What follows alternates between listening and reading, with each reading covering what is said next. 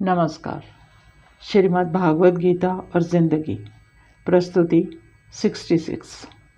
बात समझने की है। श्लोक संख्या 71 एंड 72। भावार्थ। जो पुरुष समस्त कामों को त्याग कर ममता रहित, अहंकार रहित तथा स्पृहा रहित होकर विचरता है, वही शांति को प्राप्त होता है। हे पार्थ, यही ब्रह्म स्थिति है, अर्थात ब्रह्म रूप में अवस्थित है। इस अवस्था को प्राप्त होकर मनुष्य कभी मोहित नहीं होता। अंतकाल में भी इस अवस्था में प्रतिष्ठित होकर वह ब्रह्म निर्वाण अर्थात ब्रह्म स्वरूपता की शांति को प्राप्त हो जाता है। अधिकतर बुद्धिजीवियों का मानना है हमें उपरोक्त दोनों ही श्लोकों को गीता का अध्ययन करते समय बहुत ही गहराई से समझना चाहिए। यह संन्यास योग की प्रथम सीढ़ी है और इसका विस्तार अगले अध्यायों में धीरे धीरे मुखरित होता जाता है। आदि शंकराचार्य जी ने कहा है, a man of study knowledge who knows Brahma attains peace अर्थात nirvana, the end of all the misery of mundane existence अर्थात संसार। In short, he becomes the very ब्रह्म।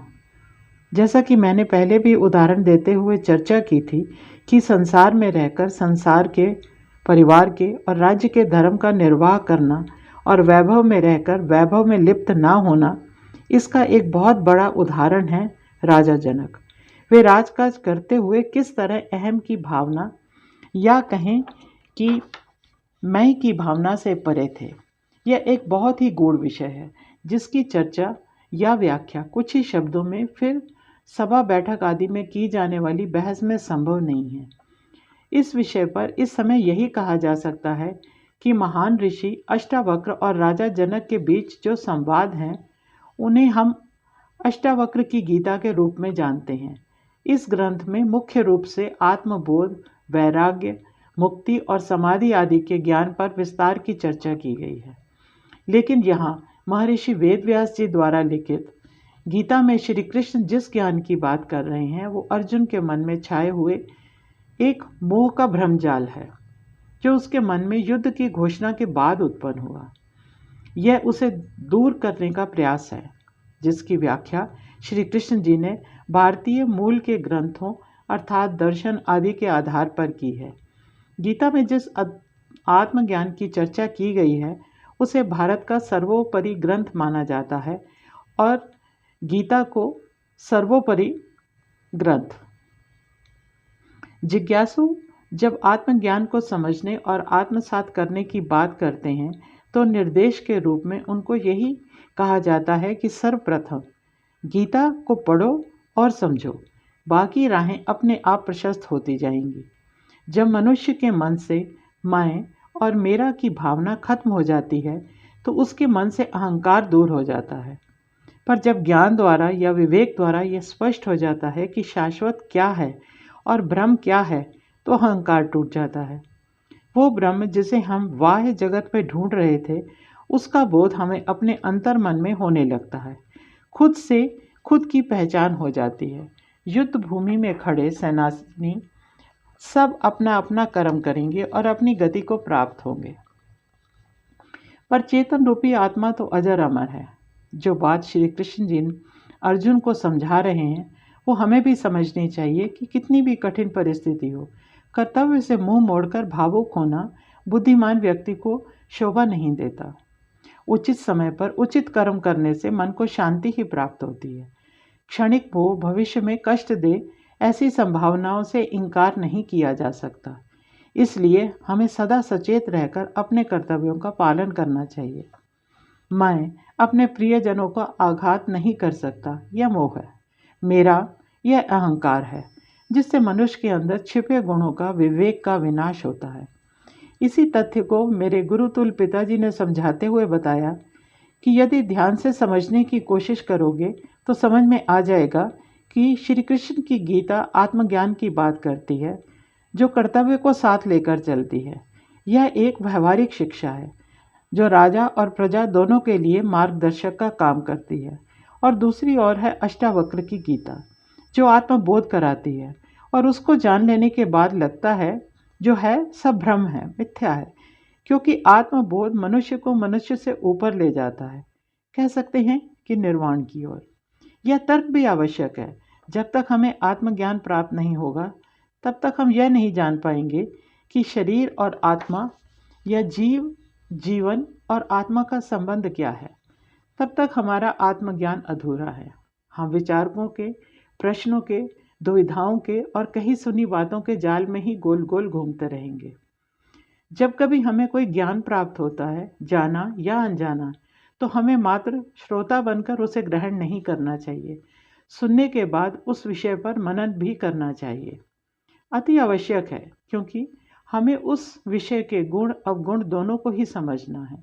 तभी किसी निष्कर्ष पर पहुंचा जा सकता है। जब हम किसी विशेष स्थान पर बैठकर कथा कहानियां सुनते या पढ़ते हैं तो हम उस विषय के साथ होते हैं, पर उस स्थान से दूर जाते ही हम अपनी विचार शक्ति पर वहीं विराम लगा देते हैं और आगे बढ़ जाते हैं, कारण कि हम अपनी दिनचर्या के घेरे में बंधे हैं। सही भी है, भरण पोषण, समाज एवं परिवार पर ध्यान देना भी तो आवश्यक है, अनिवार्य है। पर जरा सोचिए कि यदि आपको मनन करने का अभ्यास हो जाए तो आप उचित निर्णय ले सकेंगे, उचित व्यवहार कर पाएंगे और तब आपको सुख एहसास होने लगेंगे।